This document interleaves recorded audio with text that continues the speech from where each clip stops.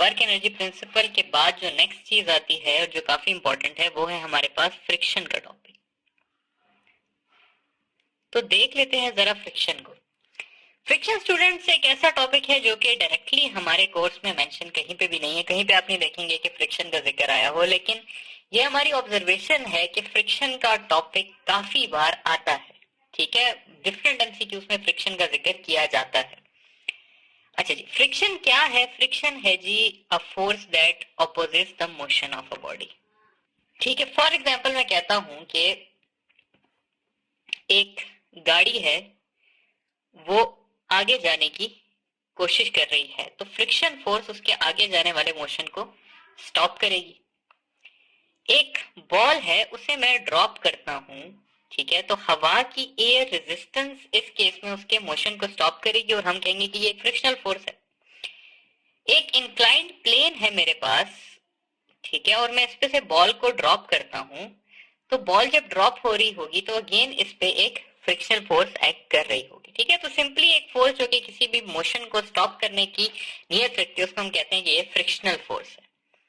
Frictional force हमारे पास दो किस्म की होती है मेजरली, जो आपको पता होनी चाहिए। उसमें सबसे पहली चीज है स्टैटिक फ्रिक्शन।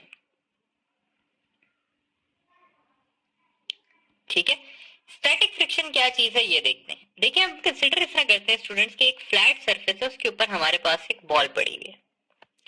मैं फ्लैट सरफेस को हल्का सा इस तरह कर लूंगा, बल्कि बॉल की जगह कंसिडर कर लेते हैं कि एक हमारे पास क्यूब पड़ा हुआ है, क्योंकि बॉल पे थोड़ी सी कंडीशंस लग जाएंगी। अगर मैं इस सरफेस को ऐसे कर लूं, तब भी ये क्यूब इस पे पड़ा रहेगा और गिरेगा नहीं। लेकिन अगर मैं इस सरफेस को और ज्यादा इंक्लाइन कर लूं, तो ये क्यूब नीचे फॉल करने लग जाएगा। ठीक है, तो ये देखिए, इधर भी इंक्लाइंड हुआ हुआ था लेकिन फॉल नहीं कर रहा था, इधर भी इंक्लाइंड हुआ तब जाके इसने फॉल किया। तो एक ऐसी फोर्स थी जो कि इसको अपनी जगह पे रखी हुई थी। ठीक है, और एक खास इंक्लिनेशन के बाद वो खत्म हुई, तो इस चीज को हम कहते हैं स्टैटिक फ्रिक्शन। यानी कि जो फ्रिक्शन एक बॉडी को अपनी जगह से हिलने से रोके वो कहलाती है स्टैटिक फ्रिक्शन। दूसरी होती है हमारे पास काइनेटिक फ्रिक्शन। ठीक है, काइनेटिक फ्रिक्शन यही गाड़ी वाला केस है कि एक गाड़ी जो है वो आगे की तरफ जा रही है, तो उसके ऊपर जो रोड फ्रिक्शन एक्सर्ट कर रही होगी वो कहलाएगी काइनेटिक फ्रिक्शन। ठीक है, काइनेटिक फ्रिक्शन की हमारे पास जो इक्वेशन आती है काइनेटिक फ्रिक्शनल फोर्स की, वो आती है म्यू के एन। ठीक है, इसमें ये जो एफ है ये है मेरे पास फ्रिक्शनल फोर्स, ये जो म्यू के है हमारे पास, ये है मेरे पास कोएफिशिएंट ऑफ फ्रिक्शन, जो कि एक कांस्टेंट है, और ये जो एन है ये है मेरे पास नॉर्मल फोर्स। और याद रखिएगा स्टूडेंट्स के नॉर्मल फोर्स और वेट जो है वो दोनों इक्वल होते हैं। तो अगर कहीं आपको नॉर्मल फोर्स ना दी हो और आपको वेट दिया हो, तो आपको नॉर्मल फोर्स ऑटोमेटिकली पता होनी चाहिए। ठीक है, तो ये है मेरे पास काइनेटिक फ्रिक्शन की इक्वेशन। ठीक है, कि काइनेटिक फ्रिक्शनल फोर्स किसके इक्वल होती है। अब फ्रिक्शन को जनरल डिस्कस करने के बाद हम जरा देख लेते हैं वर्क डन बाय फ्रिक्शन। ठीक है, तो अपना नेक्स्ट टॉपिक डिस्कस करते हैं जो कि है वर्क डन बाय फ्रिक्शन।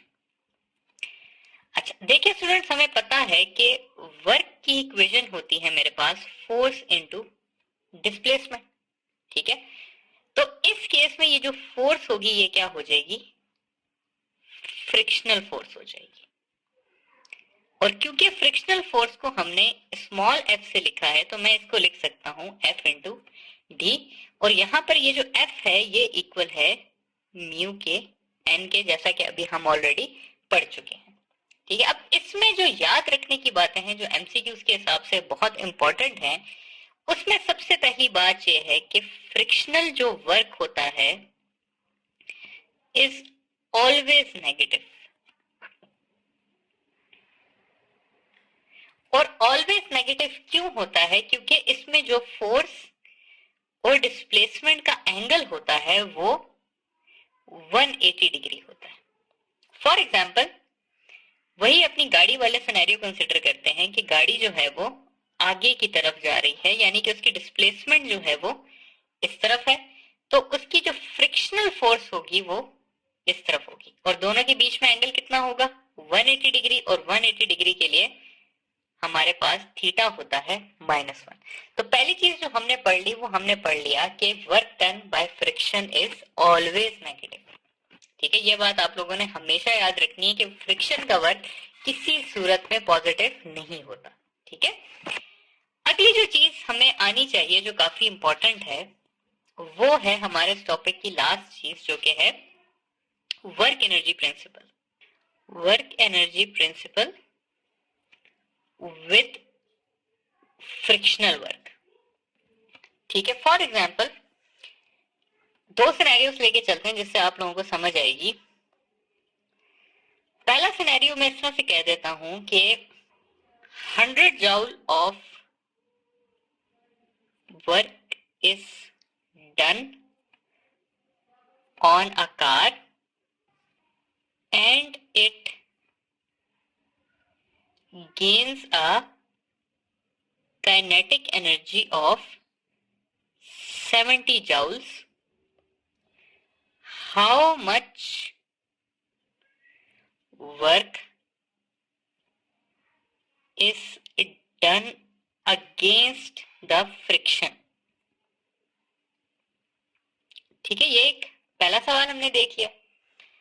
एक और सवाल कर लेते हैं जी कि एक बॉल जिसके पास पोटेंशियल एनर्जी थी 100 जूल्स, उसको 10 मीटर हाइट से ड्रॉप किया गया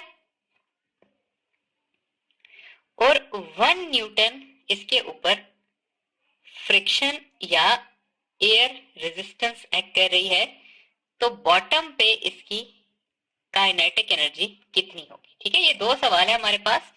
पहला सवाल वर्टिकल मोशन हॉरिजॉन्टल मोशन का है और दूसरा सवाल हमारे पास वर्टिकल मोशन का है। अच्छा स्टूडेंट्स, अब आपने याद रखना है कि इन तरह के तमाम सवालों के लिए जो आप इक्वेशन यूज करेंगे वो आप करेंगे कि total work done is equal to gain in energy plus work done against friction. और ये याद रखना है कि यहाँ पर आपने माइनस साइन स्टूडेंट्स यूज नहीं करना। अच्छा, क्योंकि अगर आप लोगों ने माइनस साइन यूज किया तो आपके आंसर्स गलत आ जाएंगे। ये मैंने देखा है कि कुछ स्टूडेंट्स कहते हैं कि वर्क डन हमेशा नेगेटिव है, तो नेगेटिव स्टूडेंट्स असल में शो कर रहा है direction between force and displacement, उसकी मैग्नीट्यूड वाइज कोई सिग्निफिकेंस नहीं है। ठीक है, तो आपने इसमें वर्क डन अगेंस्ट फ्रिक्शन के साथ माइनस नहीं लगाना होता। अच्छा, अब अगर हम इन दो क्वेश्चंस को देखें इस इक्वेशन के हिसाब से तो कुछ इस तरह से बन जाएगा कि पहले सवाल में हम लिखेंगे total work done is equal to gain in kinetic energy, क्योंकि इसमें काइनेटिक एनर्जी का जिक्र हुआ है यहाँ पे, plus work done against friction. हमने फाइंड करना है वर्क डन अगेंस्ट फ्रिक्शन, तो वो हो जाएगा total work done minus gain in kinetic energy. Total work done है हमारे पास 100 जूल और काइनेटिक एनर्जी है 70, तो इसका आंसर आ जाएगा 30 जूल्स। ठीक है, अब अगला जो सिनेरियो है उसमें हमें वर्क डन अगेंस्ट फ्रिक्शन नहीं दिया हुआ, तो हमें सबसे पहले वो फाइंड करना है। ठीक है, तो वो हमने किस तरह फाइंड करना है? वो हमने फाइंड करना है फोर्स इनटू डिस्प्लेसमेंट से। फोर्स है हमारे पास 1, डिस्प्लेसमेंट है 10 मीटर, तो ये हो जाएगा 10 जूल्स। अब वही सारा सिनेरियो के total work done is equal to gain in energy plus work done against friction. यहाँ पे टोटल जो वर्क डन है वो इक्वल टू पोटेंशियल एनर्जी है, तो ये हो जाएगा potential energy is equal to gain in kinetic energy plus work done against friction. हमने फाइंड करना है स्टूडेंट्स यहाँ पे काइनेटिक एनर्जी, तो वो हो जाएगी potential energy minus work done against friction, तो पोटेंशियल एनर्जी है 100, फ्रिक्शन के अगेंस्ट वर्क डन है 10, तो इसका आंसर आ जाएगा मेरे पास 90 जूल्स। के नीचे आके बॉल की काइनेटिक एनर्जी कितनी होगी, 90 जूल्स होगी। तो आई होप कि ये चीज आपको समझ आ गई होगी कि किस तरह से हमने ये सब करना होता है।